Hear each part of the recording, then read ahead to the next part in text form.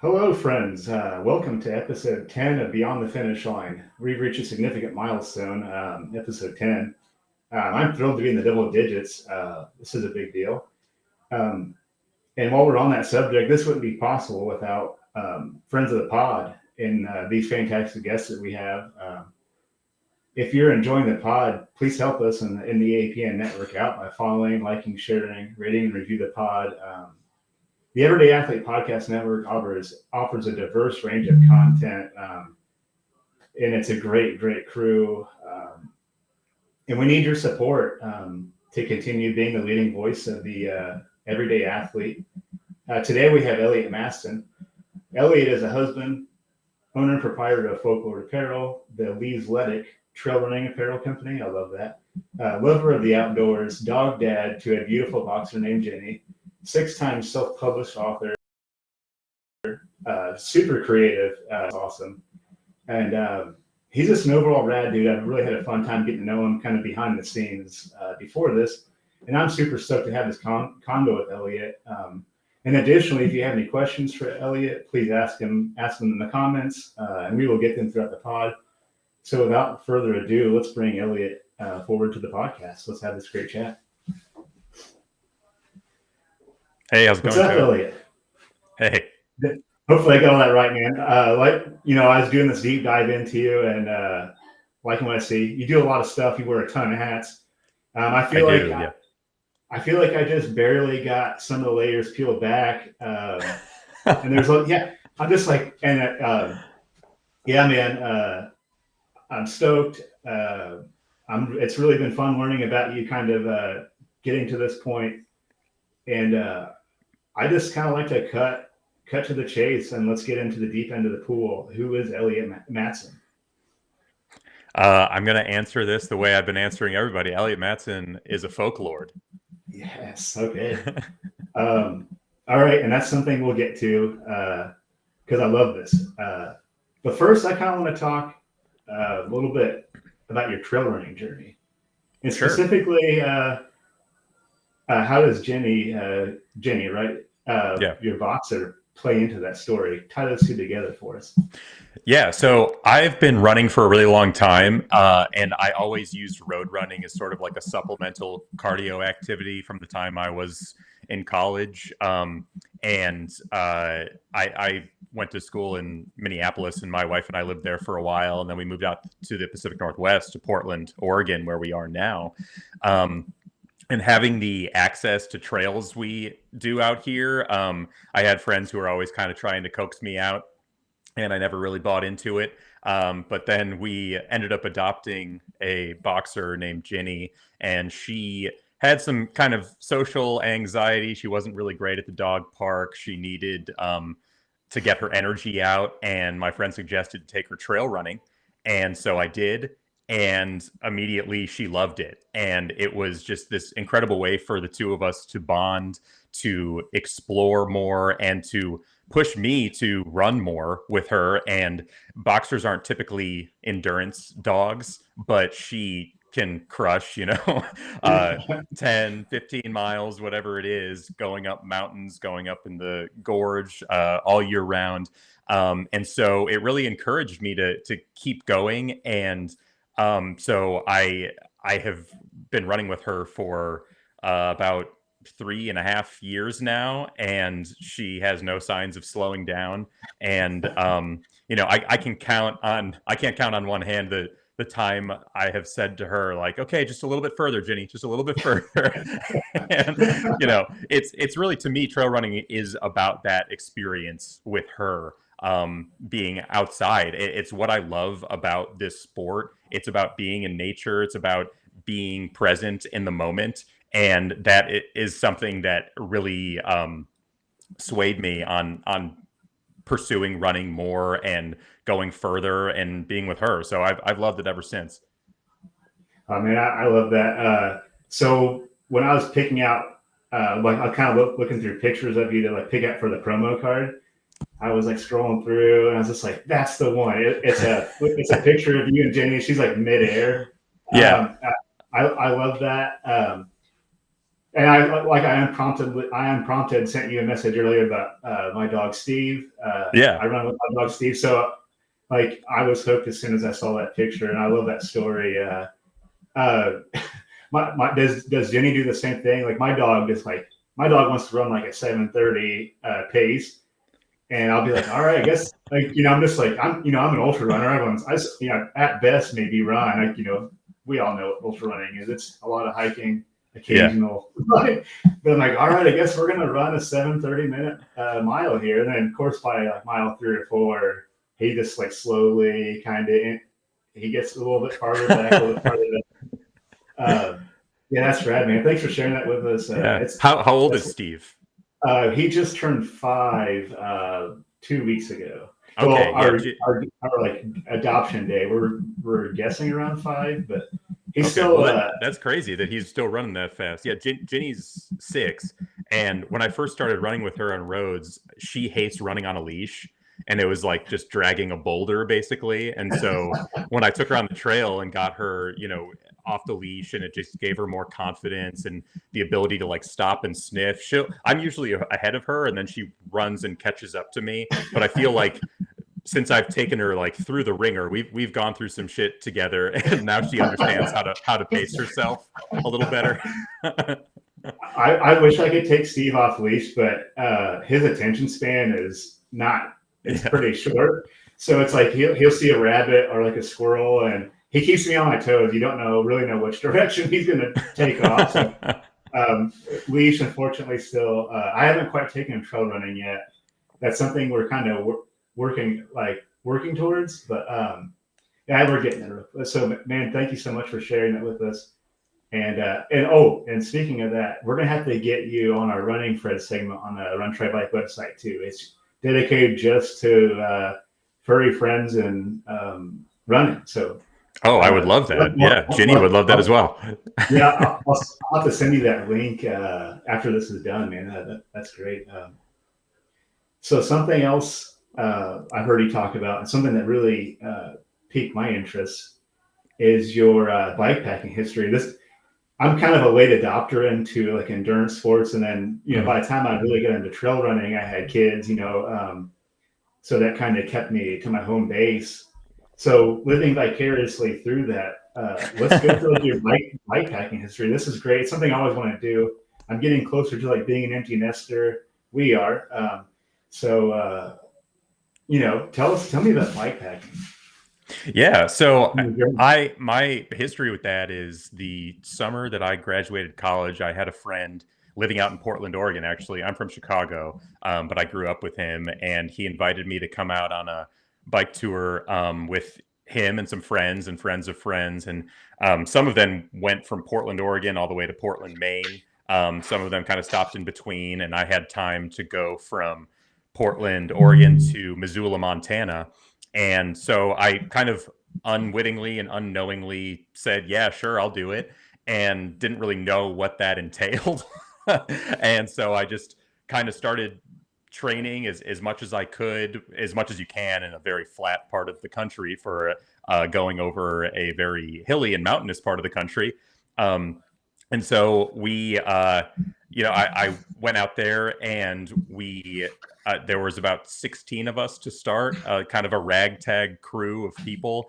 And it really just informed me on a very different way to see the country, a different way to experience the world, a different way to interact with people even. And we were really buoyed by the generosity of the people that we met.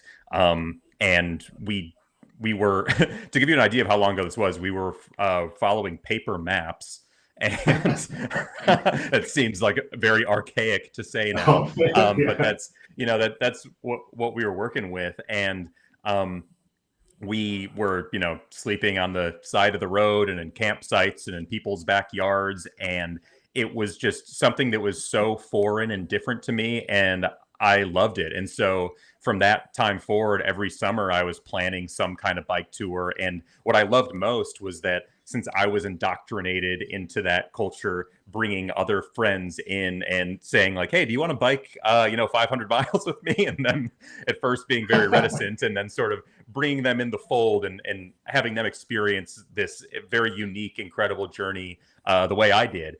And so I did that for several summers, and then as you mentioned, you get older and you get more commitments, and you need to have a job and things. You can't just like disappear for weeks on end. And so I kind of fell out of it, but I really loved that endurance side of it. I had that itch to keep exploring, and then when I found trail running, it sort of scratched that itch. And it's almost like that whole journey, but condensed in a very short amount of time that's a little more manageable. So I think that's why I really liked it. I also really liked the idea of packing minimally for a trip like that and kind of culling everything I need down to one bag. And that's kind of the joy I get out of like distance trail running, kind of packing my bag or my vest or whatever with the optimal amount of things that I need in order to be self-sufficient. Yeah, I think that's what draws me to trail running. It's like you get this grand adventure, but it's like you still get to like eventually be home within the next couple of days. Yeah, It does like in a bed and yeah. It does like scratch like a wanderlust itch, I guess, for me. Exactly. But something I've been looking into is doing like there's like the ride across Indiana or what coming up, I think. So I think I'm gonna start.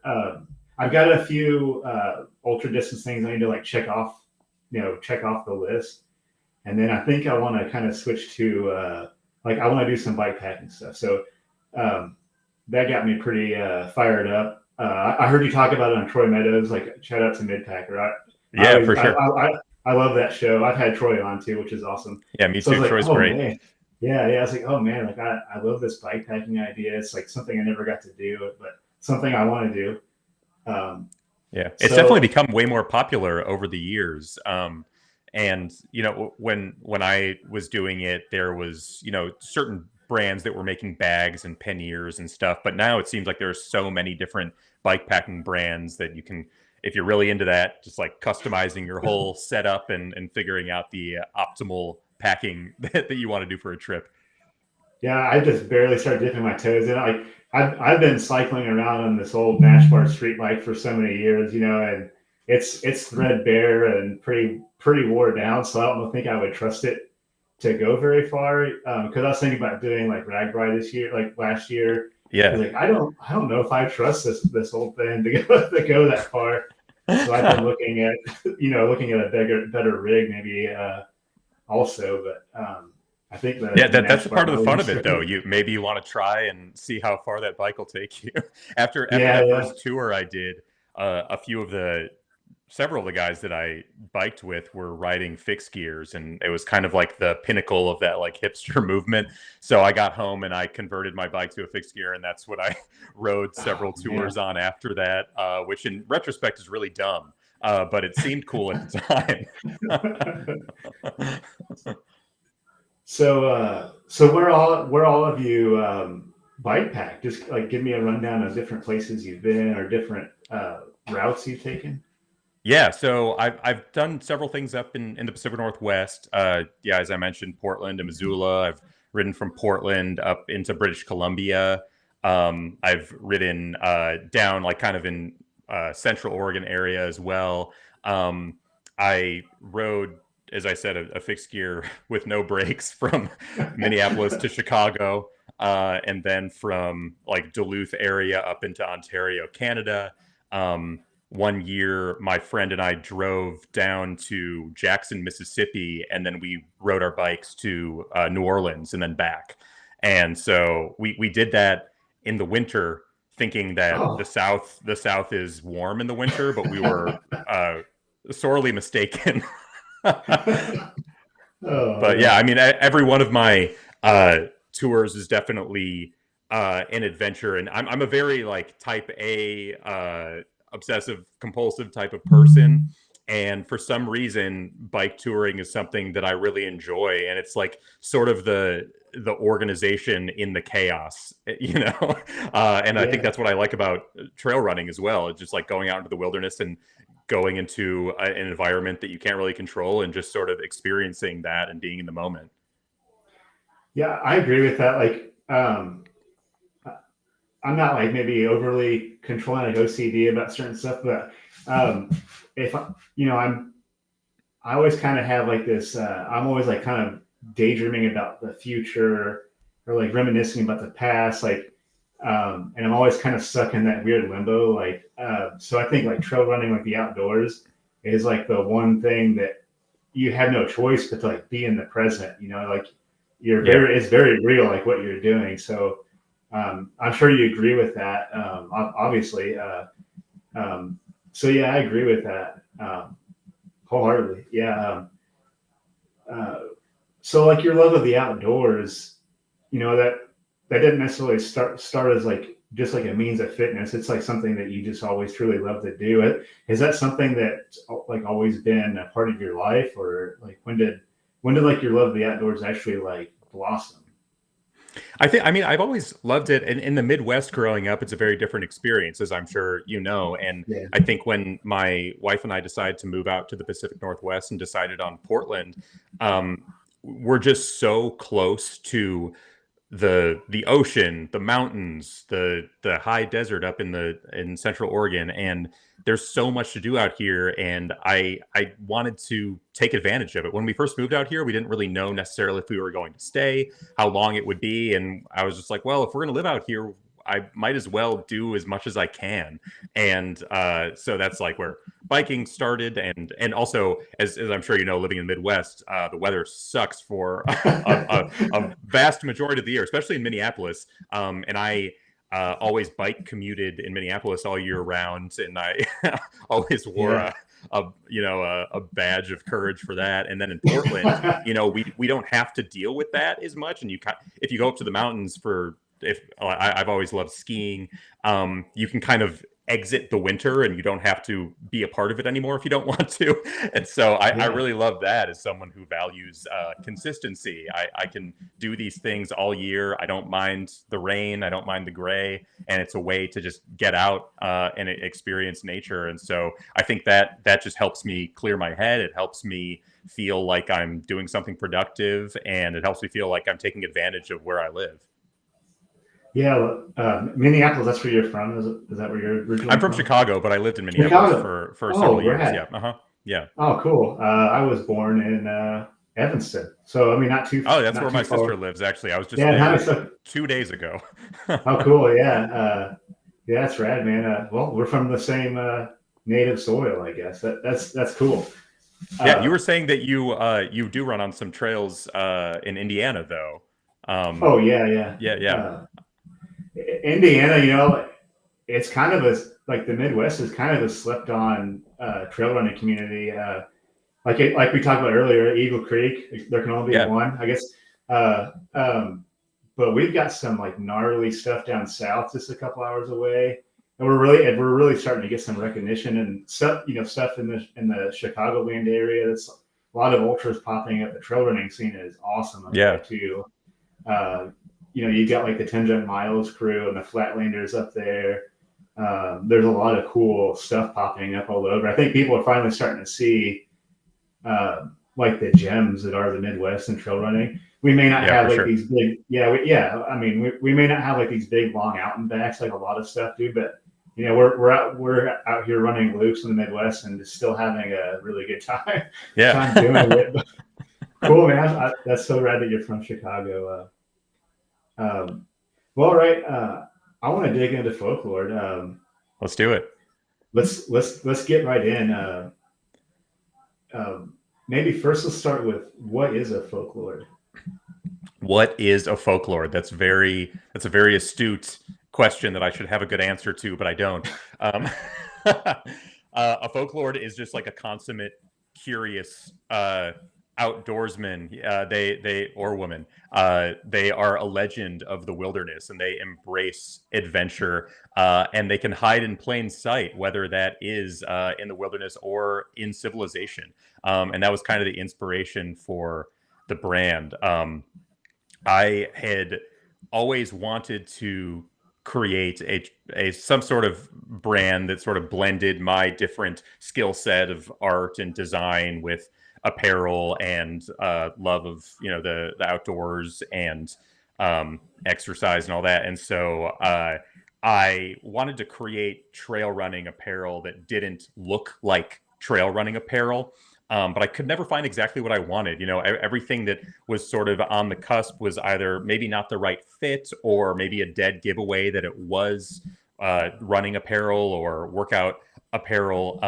Obviously, like athleisure wear is a gigantic industry for a reason, but I never found exactly what I was looking for. And so I wanted something that didn't look like I was ever working out. And so what I landed on was this concept that I call leisure-letic, which is the opposite of athleisure.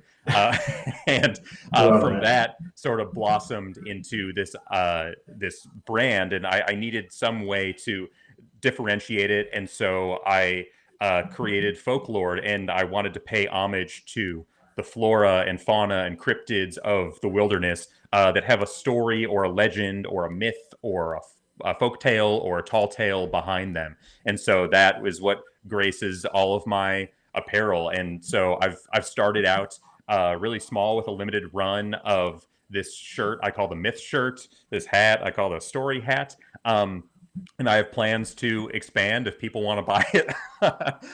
But there's a lot of things in the works, and I'm just excited. I launched about a few weeks ago now, and I'm at the point where people have received their orders and are out there running. I've gotten a lot of great feedback. I'm just so excited that people have interacted with this thing that I've spent over a year developing and creating and manufacturing. It is such a cool experience to get it out there. Yeah, I love that. First of all, the shirts are great.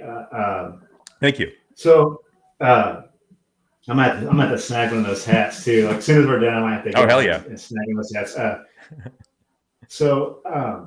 All right, and like in a world with a lot of like apparel companies coming up, trail running stuff is kind of sprouting. It's becoming more popular. Mm-hmm. Like I know what. I can see what makes Folklord unique from anything else I've really seen in the market.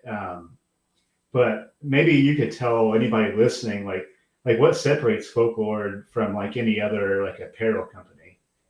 Sure, that's a great question. The first thing is that it's just me, and I'm trying to start this. And so my background is in advertising and marketing and design and writing. I've sort of done every type of creative job imaginable, and I've worked at agencies and in-house, and I worked for myself for a number of years. And so Folklord is kind of the synthesis of everything that I do. And so if you buy Folklord stuff, you're supporting the littlest guy around, if that's what you're into. But what separates it as well is that this is all custom created apparel, and it's all the designs are hand illustrated by me. These shirts, I worked with a manufacturer to develop them from the ground up, from the fit to the design. Every detail is considered, and I think, as you said, there are a lot of smaller niche trail running brands starting to burgeon, and I think that's very telling of the industry. It's already a niche sport, and I think people are more inclined to be interested in something like that than your bigger brands, your Nikes, your Adidases of the world. And so I hope that it's a good time to introduce this to people. I am a huge fan of comedy and comedy podcasts, and my favorite podcast is Comedy Bang Bang. It's been hosted for the last 15 years by a guy named Scott Aukerman, who he co-created Between Two Ferns. He wrote on Mr. Show. And I remember listening to an interview with him saying that it was kind of like right around the cusp of when streaming platforms were becoming more a thing. And he was asked about if he thought that that would, spell doom for littler establishments. He had a TV show at the time on a smaller network. And I think about what he said a lot, in that although fan bases have shrunk significantly, the people that follow brands are ravenous about them. And so they are more inclined to interact with them. They are more excited to be a part of that. And I think that's true of any industry, especially now in trail running. People want to find that thing that they resonate with, and people want to find that thing that maybe they think that nobody else knows about, and it's special to them. And I would rather be, like the runner's running brand than a running brand, if that makes sense. Yeah, that makes perfect sense, and I agree with what you said. I think this is the perfect time for it. I think you're seeing like a shift. It's like, I think you've got two schools of thought now. There's like people who are like, I don't want to generalize anybody, but some people are perfectly fine with just like scrolling through Amazon and like clicking the buy now button for like any other apparel company that you never actually know who that money goes to. Some big corporation, right, owned by a conglomerate of some sort. And at least this is my opinion. And seeing like you're the face of this company. You're interacting on your Instagram page. If you click buy, you're getting you're packing it yourself. You're personally kissing the postcard. Every single one, yes. That's a guarantee. So I think I was getting a kick out of that. But you're that got me. So I think the time is perfect, man. Like this is the time now. Like the table's getting big. And I think you're doing a great thing with a great product. Obviously, I've got to sample it for myself, but man, I love what's going on. Yeah, it's so cool, and it's got me kind of wondering about like the actual like process of designing a shirt. So I'm a design engineer, and I've worked in manufacturing for years. My 9 to 5, like I have to keep that for a little bit, I guess. And but so like I have I can design something in like a 3-dimensional space and like prove it out and like an assembly and all that stuff. So I can check numbers and like move a working assembly and make sure there's no like interferences and stuff like that. But designing like a shirt and like apparel, like that has to be super challenging. Like everybody's built different. So just maybe run me through like design process to like you holding the shirt in your hand, kissing the postcard and putting it in the envelope. Run me through some of that just for my own curiosity. I know other people have got to be curious about that too. Like what will go into that? Yeah, it was a huge learning curve for me too. I mean, my background, as I said, in design and marketing, like I'd worked with people who created packages that I'd made or anything like that. But apparel is definitely a different industry, and I knew what I wanted to create, and I had this vision, and I was lucky enough to be connected with a manufacturer that was able to work with me. There are several different avenues you can take. I mean, you could go online and find a company that makes blank shirts, and they can print whatever you want on their shirt. But I didn't want that. I wanted something very custom. I wanted the fit to be a certain way. The backs of my shirts are laser cut, perforated. The underside of the collar is the opposite fabric of. I have 2 different shirts, so they share fabric. That I wanted this interior placket that protects your skin from buttons, and so to have all that, I needed to work with someone that was willing to kind of shape this for me. And so what I did was I created a mock-up of what I wanted. I created all the artwork. I sent them a shirt that I wanted it to be based off of with certain modifications. And then from there, it's sort of like a months long process of them sending me, well, we can make this fabric that's similar to the shirt that you sent. And we can, laser cut it this way, but not this way. Or here's the sample finally. What do you think? So then I had to, send them notes on, well, I want it to be fit differently. I want the sleeves to be shorter. And so every possible thing you can go that you think could go into designing a shirt, I had to go through and learn kind of on the fly. And then on top of that, you think like the shirt is one thing, but then it has tags. It has, a tag in the back that has the size. You need a version of that for every single size. You need hang tags on it. You need packaging. So it's like every single possible thing that has to go into it. I was just sort of learning, and then at the same time creating all the content and figuring out how to market it as well. But it's been a really cool process that now I feel like I know much more about how to approach my next shirts. My whole idea with this brand is that I'm doing limited run drops. So like once this shirt pattern that I'm wearing is gone, it's gone, and then I'll release a couple more and a couple more, and I'm going to do that with different apparel items as well. And so, I also had to find a manufacturer that was willing to do those kind of limited runs, because some people won't even want to talk to you if you're not spending the big bucks like that. And so it's been super interesting. I've always loved creative challenges, and I always have had side projects going on, and this sort of started as another one of those side projects, and now it's become a side hustle that I do. I still have a full-time job, but hopefully in the future that can change, and hopefully that resonates with people, and they're willing to become a folklord themselves. All right, man. Yeah, hopefully maybe I can represent the folklords from the Midwest, since now you're a transplant out east. I would love that. So this might be hard to put a pin in. So I guess I want to know, like, what, during like your running journey and like your like your copywriter, like you've got all these things going on.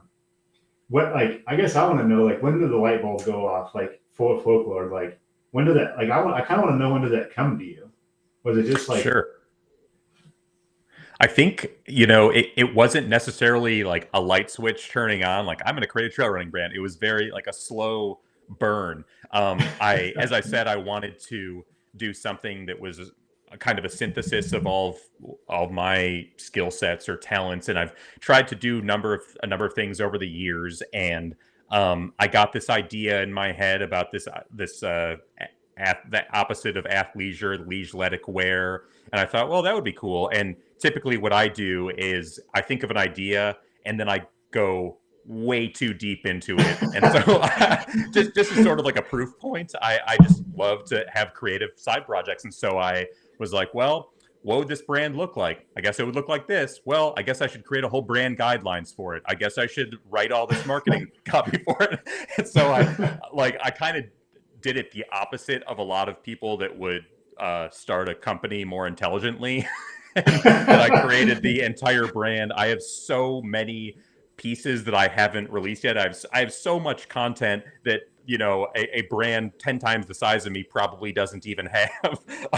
But that's what I'm good at, and that's what I like to do. And that kind of doing that process kind of proved to me like, oh, I think I have something here. I think, and showing it to more people and having their responses, I was like, you know what?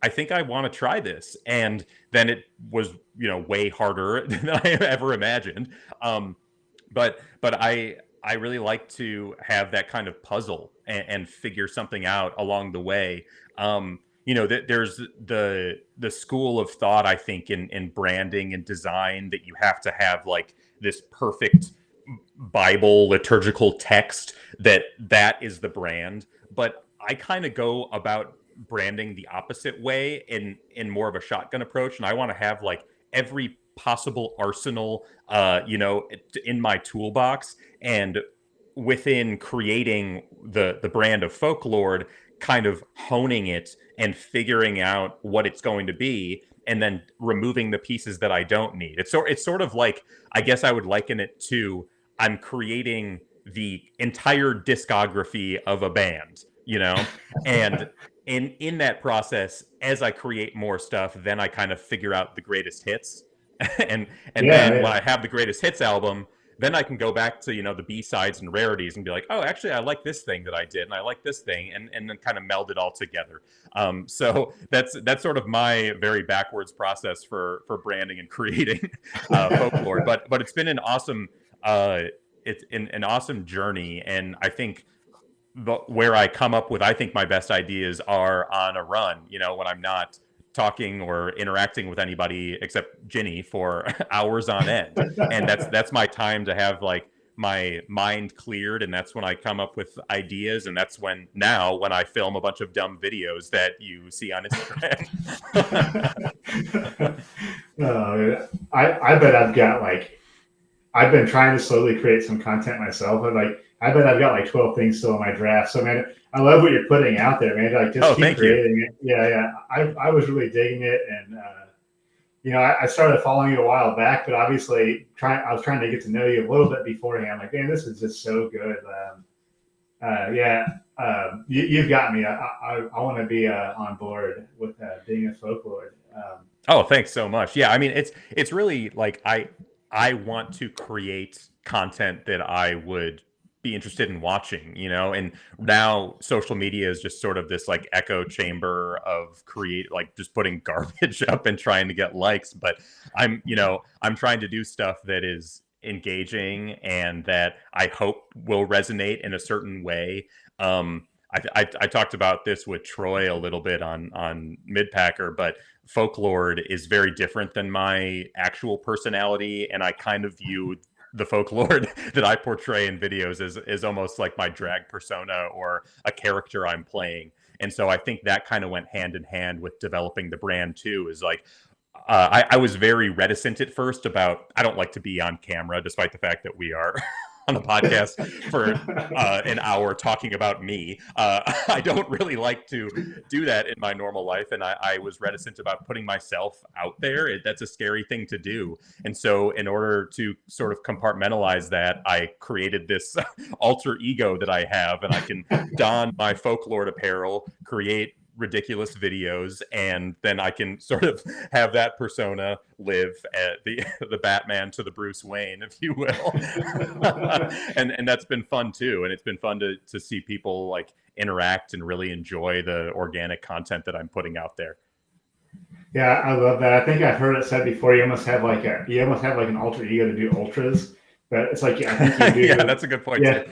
So I think it obviously it translates like business too, and I think we talked about it before. I kind of had I had like a small little woodworking business. Not same thing. It's like I've got 12 different projects right now in my shop. I don't know if I'll ever actually finish one of them, because same thing. It's like I see the end, and I'm like piecing together my own story of my business before I'm actually done with half of my projects.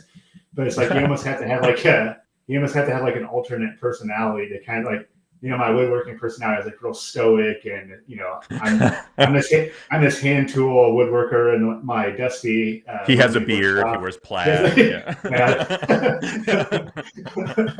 So yeah, I agree with it. Yeah.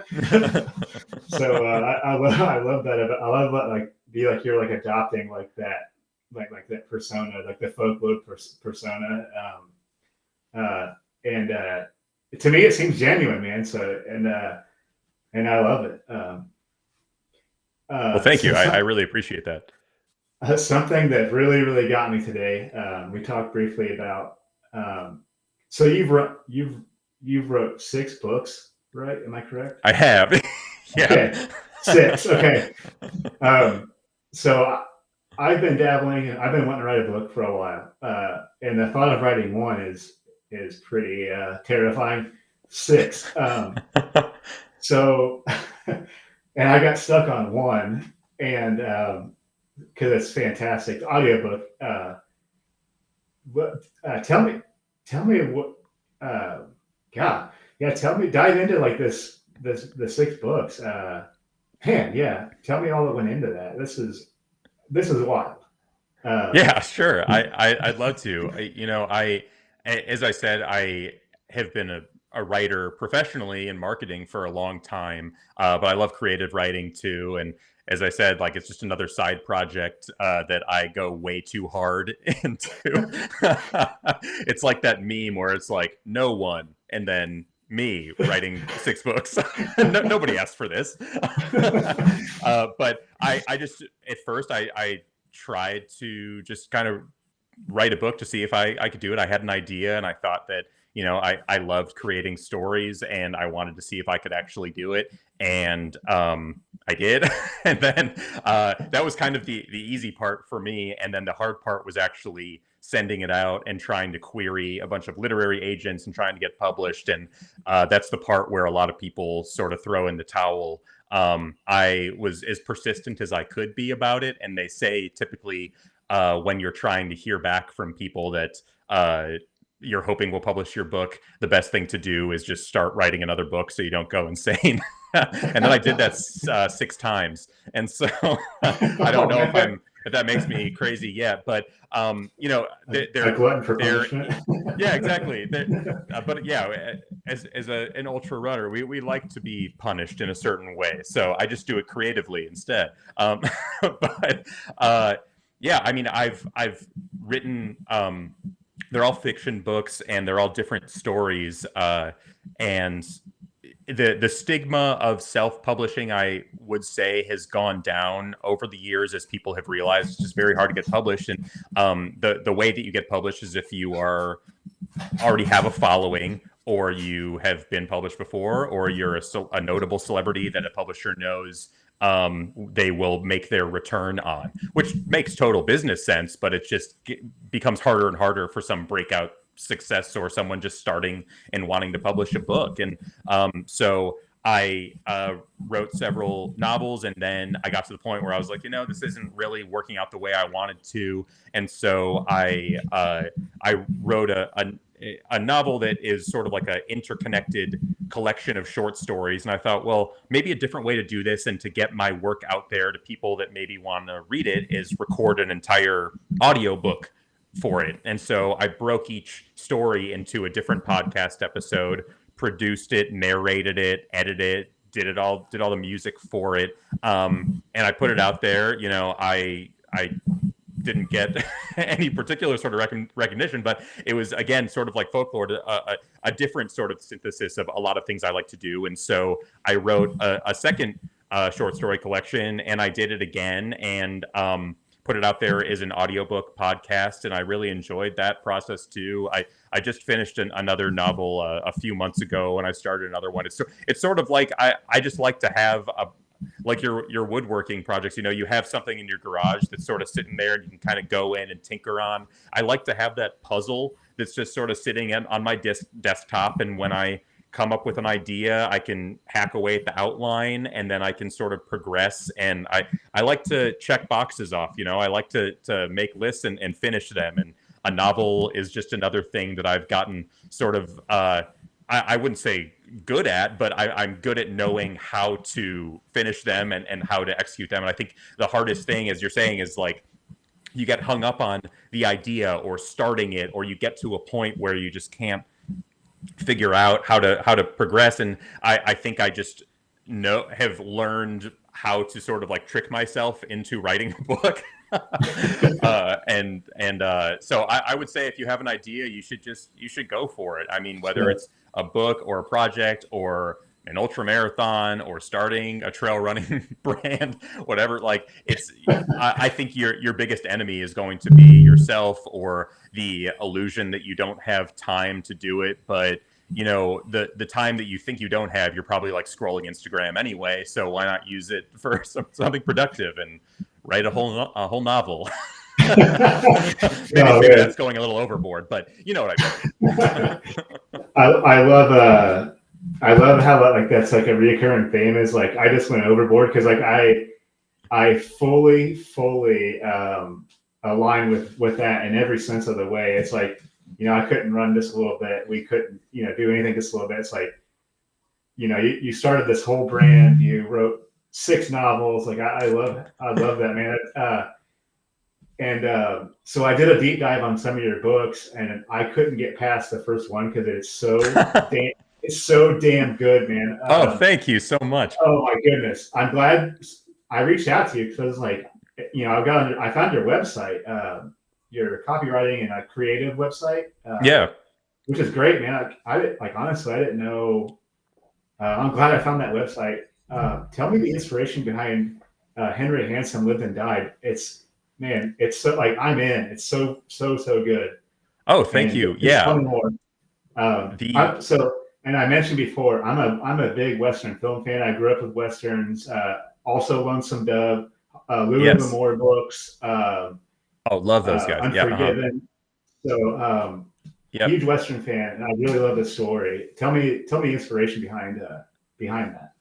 Yeah, I mean, I'm the same way. I love westerns. I love Louis L'Amour. Like Hondo is one of my favorite books. I love the Lonesome Dove McMurtry series. I love Cormac McCarthy.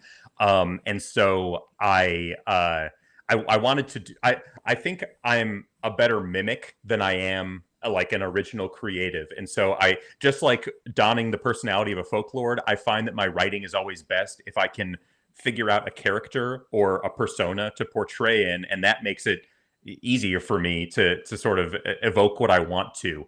And so a lot of my books are genre specific, but sort of like my own, esoteric commentary on that specific genre. And I'd done a noir novel. I'd done sort of like a road trip novel, and I wanted to do something in the Western genre. And the idea I came up with was this book, as you said, entitled Henry Handsome Lived and Died. And it is, like a lot of my writing, sort of a commentary on how we consume media as a culture and storytelling through generations. And what Henry Handsome Lived and Died is a collection of 30 different short stories that all surround this folk tale cowboy, sort of like a Wild Bill or a Paul Bunyan or Davy Crockett type figure, and stories about him told through different perspectives over the course of hundreds of years all throughout history, and how that kind of retelling transmogrifies what the character even is. There's this paradox from ancient Greece called the ship of Theseus, and it's all about how if you have a ship or an object and you keep replacing parts of it, when does it cease to become original? Was it ever original? Is the new thing original? And so that's sort of what I'm diving into in that book.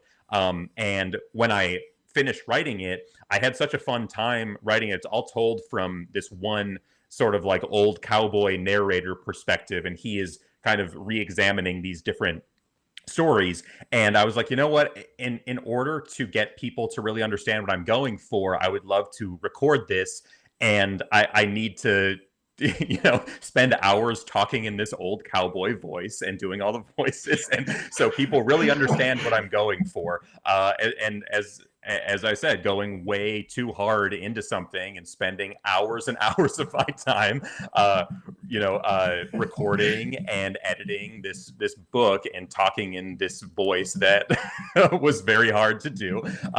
But I think the end result is something that I'm really proud of, and it's something that I think encapsulates sort of my personality and my perspective and my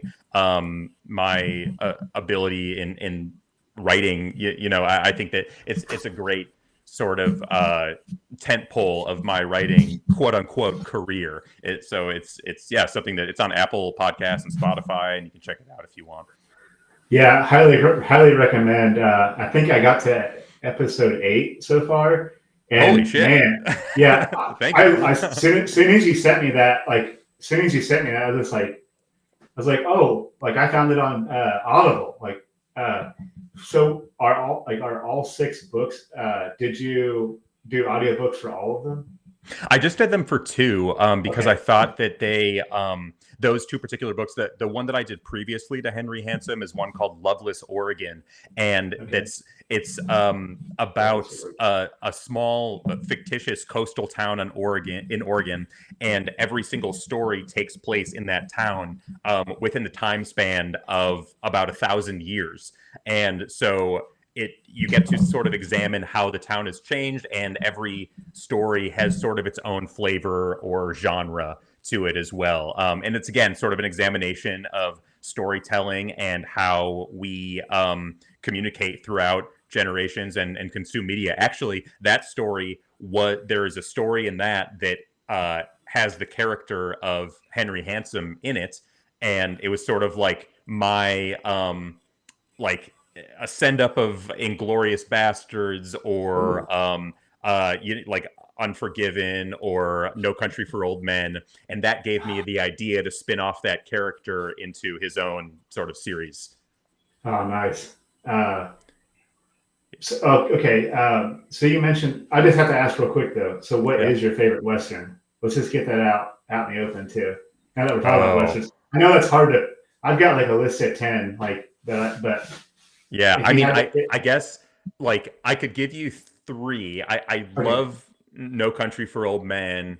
Just because I mean, I love the Coen brothers as well. I love if you want to classify this as a Western, Blazing Saddles, I think is up there. And then as I was researching for Henry Handsome, because I have a lot of different genres, I stumbled upon this Bollywood Western called Sholay, which is highly regarded as like the best Bollywood Western of all time. It was made in the 70s. And there was this huge Western Indian film industry that I find fascinating because it was like their version of of I see is is in the chat. Has entered the chat. Yeah, it's like it's India's answer to a spaghetti western. So you get like all this kind of mirroring effect, and it's incredible. So I would check it out as well. All right, adding that to my list. Yeah, man, No Country for Old Men. I can rewatch that movie. It's like always in like this, like about every 6 months. I'm like, man, I guess I need to watch No Country for Old Men. I just watched it last weekend again for probably the 70th time in my wood shop. Like that sometimes just pops. Cool, man. We could probably talk about Westerns forever. We'll have to do a part 2 of this down the road. For sure. Do you have a favorite Western novel? I don't, but I do have. I agree. I do love. I think Louis L'Amour wrote a book called. It was like a Red Letter series. Okay. Red Letter Gun, I think, was the name of the book. That was one of my I'll check that out.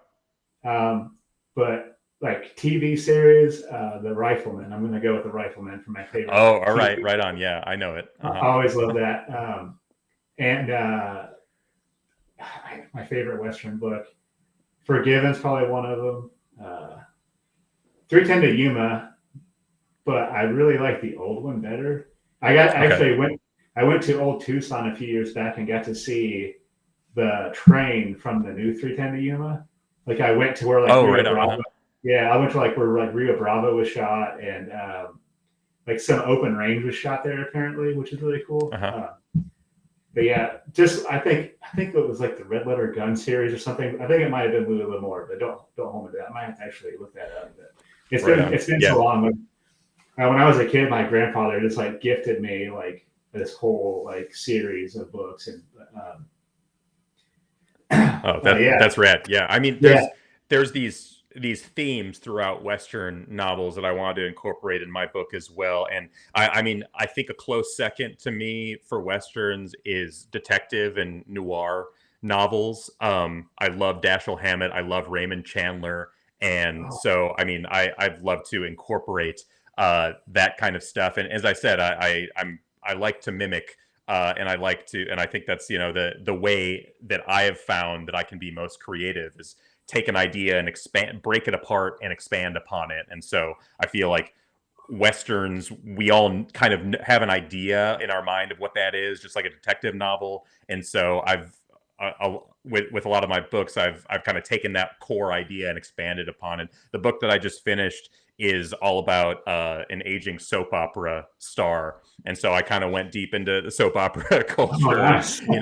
I like to figure out, just like some interesting niche and kind of build a universe around that. And that's what I'm also trying to do with Folklord is like to make a proof point and see like, does this have to exist in the world? Are there people that are really going to resonate with this like weird brand that I'm trying to sort of carve out a little space in trail running is. And so far, I mean, the answer is yes for at least like 5 people. So that's great. Oh man, it's so good. I know it's gonna pick up steam. It's just so like, it's just so real and you're so genuine with it. I think you're onto something really good. Thank you. And that kind of brings me to my next thing I was going to ask you. Well, first I was wanting to give you a chance to plug a few things you want to do, like where to find you.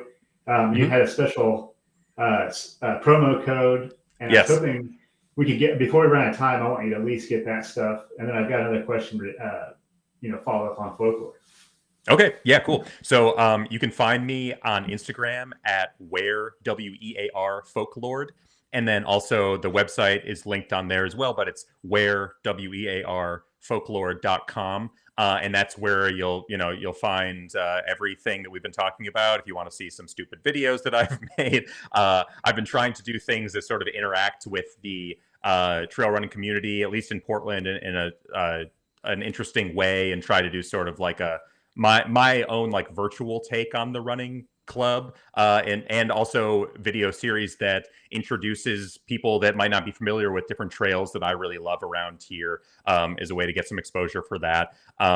So check that out. For any listener of the podcast, please come and check it out. And if you're interested, use the promo code Steve, all capitals, in honor of Joe's dog, for 10% off. And send me a message on Instagram. Typically, I love to interact with people who are really digging the brand, and I've met some really awesome people already that I never met before and are just genuinely excited. And so if you message me, there's a good chance that we'll end up having a paragraphs long exchange about running and whatever else. So if you're into that, slide into my DMs and we can go from there.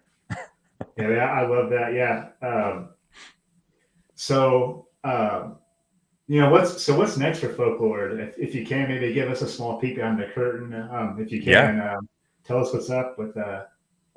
Yeah, I can. I've checked with the higher ups, and I'm at liberty to divulge this information. I'm going to be dropping another hat at the end of this month. I have a couple other in the works. I'm working on some other stuff, and as I said, I have 2 prints for my myth shirt right now, as I call it, and I'm working on a couple more because my idea is that they're a limited run, and I will be able to stagger out different prints and just see what's resonating with people and see if I can continue to build out more apparel. I'm working on some shorts and some socks to see if I can get those in the works. The lead times on manufacturing are very long, and so I've just been trying to do as much stuff to gain some notoriety in the industry and see if people want to give me good old hard cash for what I'm putting out there so that I can buy more stuff. As I said, I'm doing this all myself. And so really, if people are liking it and they buy it, that gives me the ability to create more. And so I want people to love what they're running in. I want people to love the brand, and I want to keep doing it. So that is my plea to your audience to come and support me and try it out. And I would love to see you out there. Yeah, man. Thank you so much for that. And like I said, there's so much more I wanted to cover. There's have to be a part 2. Yes, for sure. And we'll have to talk about some creature feature stuff next time. We got some stuff we need to cover next time. Yeah, please check out Elliot's website too. The creature feature is awesome. I love that. And so, Elliot, man, I just wanted to thank you sincerely for your time, and I wanted to wrap up this episode.